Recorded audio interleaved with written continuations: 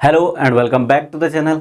सो आज के इस लेक्चर में हम बात करने वाले हैं मुद्रा के बारे में कि मुद्रा क्या होती है और मुद्रा का उद्भव कैसे हुआ, मुद्रा की परिभाषा क्या है, मनी की परिभाषा क्या है और मुद्रा के कार्य कौन से हैं, वो आज के इस लेक्चर में हम डिस्कस करने वाले हैं। इससे पहले हमने वस्तु विनिमय को पढ़ा है कि वस्तु विनिमय प्रणाली क्या है, बार्टर सिस्टम जो है वो क्या है, वो हमने पिछले लेक्चर में डिस्कस किया था। अगर आपने वो लेक्चर नहीं देखा है तो वो लेक्चर ज़रूर देख लें। तो आज जो हम पढ़ने वाले हैं वो पढ़ने वाले हैं मुद्रा का उद्भव। पहले हम मुद्रा का उद्भव देखेंगे कि मुद्रा का उद्भव कैसे हुआ है, और फिर हम देखेंगे कि मुद्रा की परिभाषाएं क्या है, मुद्रा किसे कहा जाता है और आपका मुद्रा के कार्य कौन से हैं वो हम बाद में देखेंगे। तो पहले हम देखते हैं कि मुद्रा का उद्भव कैसे हुआ है। तो उद्भव की अगर बात करें, एवोल्यूशन की अगर बात करें तो एवोल्यूशन उसका कैसे हुआ है। देखो, मुद्रा आई कहाँ से है, मतलब पता कैसे चला कि मुद्रा है ये, या विनिमय कहाँ से शुरू हुआ है, वो चीज़ हमें सबसे पहले देखना पड़ेगा मुद्रा के उद्भव में। अगर मुद्रा के उद्भव की अगर बात करें तो इसमें हम पढ़ेंगे, सबसे पहले पढ़ेंगे हम वस्तु मुद्रा को।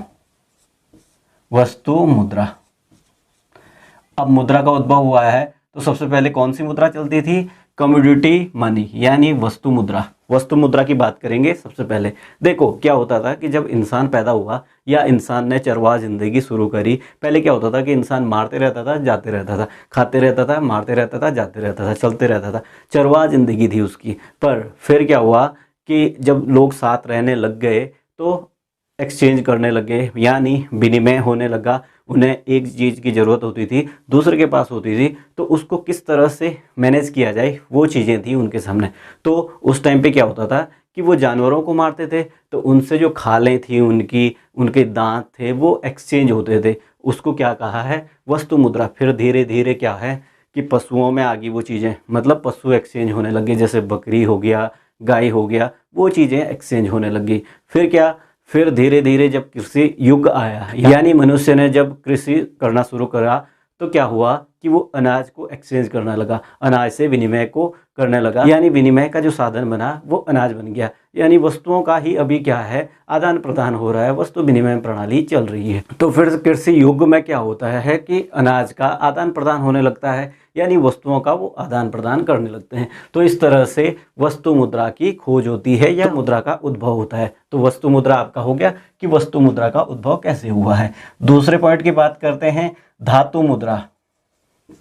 दूसरा पॉइंट क्या है, धातु मुद्रा। इसको क्या कहा जाता है, ये है आपका मेटलिक मनी या धातु मुद्रा जो है आपकी, मेटल मनी यानी धातु मुद्रा जो है आपकी। तो धातु मुद्रा, अब धातु की बात करते हैं।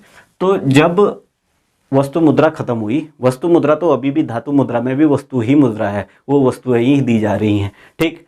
पर जब वस्तु मुद्रा खत्म हुई, यानी अब क्या है कि अनाज भी लोग लेने से मना कर रहे हैं, दे नहीं रहे हैं, आसानी से दे नहीं रहे हैं, तो धातु युग आता है, यानी धातुएं चलती हैं। धातुओं में आपने देखा होगा लोहा चलता है, सोना, चांदी, पीतल, तांबा, कांसा, सारी चीज़ें चलती हैं। तो ये धातु मुद्रा में आती हैं। तो धातु मुद्रा का काफ़ी चलन चला। तो धातु मुद्रा का आपको पता चल गया कि जब अनाजों का आदान प्रदान होना कम हो गया तो फिर धातु मुद्रा का उद्भव होने लगा। फिर काफ़ी समय तक धातु मुद्राएं चली। अब धातु मुद्राएं काफ़ी समय तक चली है, वो काफ़ी समय का मतलब आज के टाइम पे भी धातु मुद्रा चलती है। आप देखते होंगे कि सोने के बदले कभी भी कोई भी पैसा दे देता है, या बहुत सारी चीज़ें ऐसी कभी भी पैसा दे देते हैं। तो धातु मुद्रा आज भी चलती है। वो अलग बात है कि इसके स्थान पर अब हमने क्या कर दिया, पत्र मुद्रा को ले लिया है। तो तीसरे पॉइंट की अगर बात करें, तीसरा पॉइंट क्या है आपका, पत्र मुद्रा। पत्र मुद्रा यानी पेपर मनी।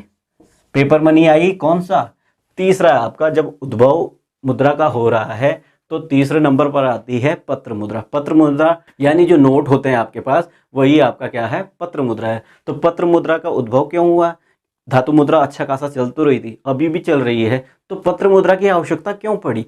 पत्र मुद्रा की आवश्यकता इसलिए पड़ी क्योंकि धातुएं क्या है, सीमित मात्रा में हमारे पास, या इस पृथ्वी पर जो संसाधनों के रूप में धातुएं हैं वो सीमित मात्रा में है, और इसका क्या है, अपव्यय भी होता है। अब अगर आप किसी को भी धातु दोगे तो वो क्या है, या तो तोड़नी पड़ेगी या काटनी पड़ेगी, तो उससे क्या होता है, उसका क्षरण होने लगता है, यानी कम कम होने लग जाती है। तो उससे भी क्या है, नुकसान हो रहा था।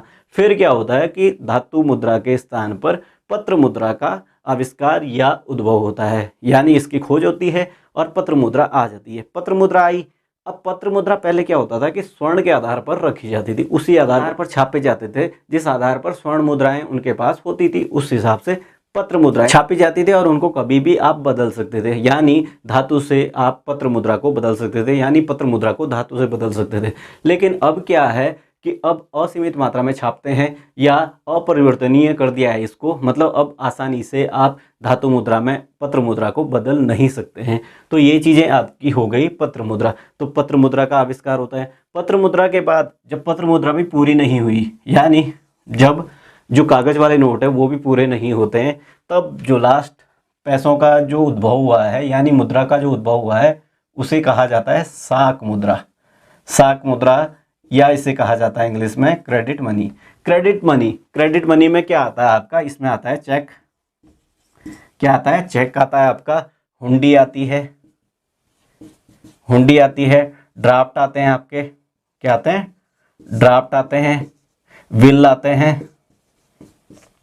तो ये सारी चीजें आपकी क्या हैं? साख मुद्रा में आती है। साख मुद्रा यानी जो बनावटी मुद्रा है, सिर्फ देखने में मुद्रा लगती है, असल में होती नहीं है। आपके पास चेक है तो पैसे तोड़ना है, बहुत सारे पैसे नहीं है, ना तो वो धातु है ना वो कागजी नोट है, वो एक कागज का ऐसा ही फालतू टुकड़ा है, बस उसमें पैसे लिखे हैं, यानी उसमें क्या है? क्रेडिट मनी लिखी है। ये किस लिए यूज होती है? क्योंकि आर्थिक विकास की गति देने के लिए क्या होता है कि इनका यूज करना पड़ता है। हर जगह पैसा आपके पास उपलब्ध नहीं हो सकता है, इसलिए क्या है, इस साख मुद्रा का प्रयोग करना पड़ता है। आपने काफ़ी बार देखा भी होगा कि आपने 10,000 रुपये ले गए बैंक में और आपने जमा कर दिए, उसी टाइम पे कोई उधार लेने आया बैंक से, तो बैंक ने आपके ही जमा करे हुए पैसे उसे दे दिए। तो आपने देखा कि अभी मैंने पैसे जमा करे थे, वो उसने ले लिए, पर वो साख मुद्रा के रूप में आपके खाते में दर्ज हो गए कि आपने 10,000 रुपये जमा कर दिए। भले ही बैंक ने 8,000 रुपये उसे दूसरे को दे दिए हैं, पर आपके खाते में वो साख मुद्रा ऐड हो गई है। यानी साख मुद्रा क्या है? एक जमा राशि आ जाती है, दिखा देते हैं कि हाँ इतनी मुद्रा है, उसके बराबर साख आपकी हो जाती है। तो ये है साख मुद्रा। इस प्रकार से क्या है? मुद्रा का उद्भव होता है। मुद्रा के उद्भव की अगर बात करें, मुद्रा की अगर बात करें तो इंसान की खोजों में एक महत्वपूर्ण खोज मुद्रा भी है। देखो इंसान ने क्या क्या खोजें करी हैं। इंसान ने खोजा है पहिया, पहिया खोजा, उससे भी क्या हुआ? बदलाव आया, बहुत ज़्यादा बदलाव आया। उसके बाद उसने क्या खोजा? लिखना, लिखना या इसको कह सकते हैं प्रेस, प्रेस। दूसरी खोज थी इंसान की, मनुष्य की जो सबसे खतरनाक खोज थी, पहले तो पहिया थी और दूसरी थी लिखना, यानी जो प्रेस है या जो अभिव्यक्ति की स्वतंत्रता टाइप जो है वो है दूसरी। तीसरा क्या था? तीसरा था मुद्रा, मुद्रा की खोज, जिससे क्या है बहुत ज़्यादा चेंज आ गए पृथ्वी पर भी और मनुष्य के जीवन शैली में भी बहुत ज़्यादा बदलाव आए। चौथा आज के टाइम पे बोल सकते हैं मोबाइल, मोबाइल या इसको कंप्यूटर। मोबाइल या कंप्यूटर एक ही बात है, मोबाइल भी वही है, कंप्यूटर भी वही है। तो चौथी खोज क्या है इंसान की या मनुष्य की? मोबाइल या कंप्यूटर। तो ये चार खोजें जिन्होंने क्या करा है? नव परिवर्तन ही ला दिया, यानी क्रांति से ला दी। जब भी इनकी खोज हुई उसके बाद बहुत ज़्यादा चेंज हुए। तो इस तरह से क्या है कि मुद्रा का उद्भव होता है। मैंने ये चीज़ें आपको डिस्कस करवा दी हैं। मुद्रा का उद्भव किस प्रकार से होता है वो हमने देखा। अब हम देखते हैं कि मुद्रा की परिभाषा क्या है। तो देखते हैं सबसे पहले कि मुद्रा की परिभाषा क्या है।